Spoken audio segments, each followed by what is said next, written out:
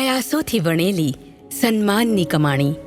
ખેમરાજ સુંદરિયાલ, પદ્મશ્રી 2026. હજારોની આશા અને એમની જીવિકાના માર્ગદર્શક છે ખેમરાજ સુંદરિયાલ, જેમને બધા પ્રેમથી ગુરુજી કહે છે. ખેમરાજજીનો જન્મ 1943માં પૌડી ગઢવાલમાં થયો હતો. આર્થિક તંગીના કારણે એમણે બાળપણમાં ઘણી મુશ્કેલીઓનો સામનો કર્યો. જ્યારે હું ભણતો હતો ત્યારે મેં સંત કબીરજી વિશે જાણ્યું. તેઓ બહુ મહાન વ્યક્તિ છે અને આપણે એમના કેટલા પુસ્તકો વાંચીએ છીએ, એટલે હું એમના જેવા જ કામ શીખીશ. મેં નક્કી કર્યું કે હું વણકર બનીશ. હેન્ડલૂમ ટેકનોલોજીમાં ડિપ્લોમા કર્યા પછી ખેમરાજ સુંદરિયાલજીની કામની શોધે તેમને બતાવી દીધું કે રોજગાર માટે એમણે દિલ્હી જવું જ પડશે. પણ ખેમરાજજી પાસે પોડીથી દિલ્હી આવવાના પણ પૈસા નહોતા.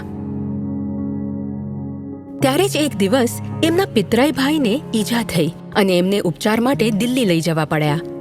એમની સંભાળ રાખવા એમને પણ સાથે મોકલવામાં આવ્યા અને આ જ યાત્રા ખેમરાજજીને પહેલીવાર દિલ્હી લઈ આવી. દિલ્હી ક્લોથ મિલમાં કામ કર્યા પછી ખેમરાજ સુંદરિયાલ વણકર સહાયતા કેન્દ્રમાં કાર્યરત થયા.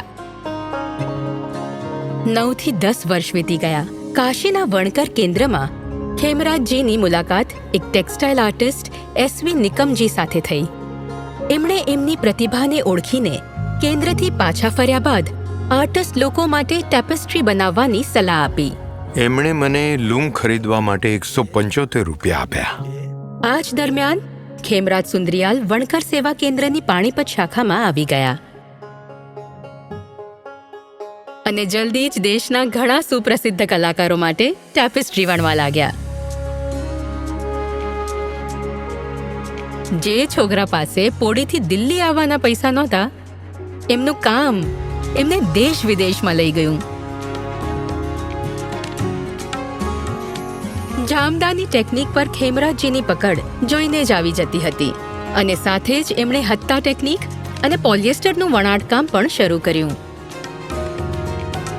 એમના આ જ ખંતના માધ્યમથી એમણે પાણીપતની દરી અને ખેસને ફરી એકવાર પ્રસિદ્ધ કરી નાખી. રિટાયર થઈ ગયા પછી ખેમરાજજીએ વિષ્ણુ હેન્ડલૂમ કોઓપરેટિવ શરૂ કરી, જેમાં તેઓ અત્યાર સુધી 10,000થી વધારે યુવાનોને કામ શીખવી ચૂક્યા છે. ભારતના કેટલાય પ્રખ્યાત સંસ્થાનોના છાત્રો પણ ખેમરાજજી પાસે જ વણાટની કળા શીખવા આવે છે. આ કળાએ મને માન સન્માન આપી નવી ઓળખ આપી છે. હવે લાગે છે મેં આ કળાને નહીં, આ કળાએ મને વણ્યો છે.